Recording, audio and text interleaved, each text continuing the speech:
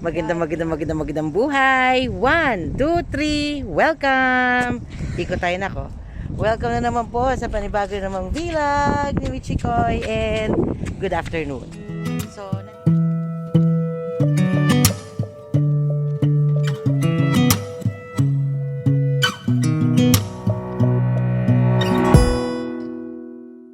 So, nandito po tayo ngayon sa Mishref and we're going to Hall 5 for Naomi's vaccination. So, kahapon po kami naka-receive ng text message na ngayon nga po yung vaccination po ni Naomi. Actually, 5 o'clock to 6 o'clock po yung schedule niya. Pero we have experience naman po dito sa Hall 5. Anyway, kahit sa mga vaccination center, pwede po kayo pumunta anytime. Basta yun po yung day ng inyong vaccination. So, tanungin natin si Naomi. Naomi, how do you feel? Nervous. You're nervous? Yeah. No, don't be. It's okay.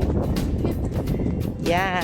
Actually, nung last time na nagpunta po tayo dito, nakahabol po si Papa Resty dun sa sa mga 50 years old and above. Pwede po mag-walk-in for the booster. Yun. So, hindi na po ako nakapag-vlog nun. Nung nagpunta po kami dito ni Papa Resty, medyo mahaba po yung pila. Kasi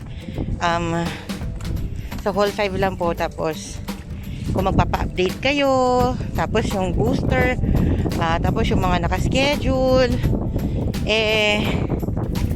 nung nagpunta po kami ni Papa Resty dito noon, medyo mahaba po yung pila, abot po agad dito. Yun po kasi sama-sama po yung pila ng nag-booster at saka yung mga may schedule talaga at saka yung mga magpapa-update. Yan. So, ngayon, wala pong masyadong pila ngayon. As in walang pila. Pero may mga lumalakad po ng mga tao. Yan. So, try natin kung makakapasok din po ako sa loob, no? I mean, yung kami ni Papa Resty, kung pareho kami makapasok. Or otherwise, si Papa Resty lang po and si Naomi. Ayun na po sila, oh. So, may mga tao na po doon. Chine-check kung sino lang po yung pwedeng pumasok.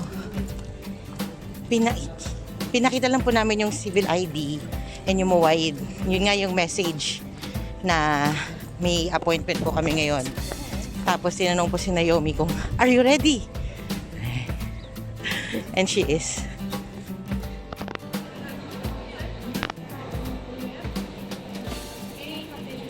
So, tapos na po si Naomi. Saglit na saglit lang po. So, after 2 months daw po ulit yung next na vaccine niya. So, makita niyo po to, may arrow po siya. Susundan niyo lang po yan, going to the exit.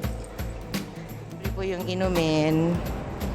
Pero dati po may mga juice pa po yan. So, yan, you can sit down here to take rest.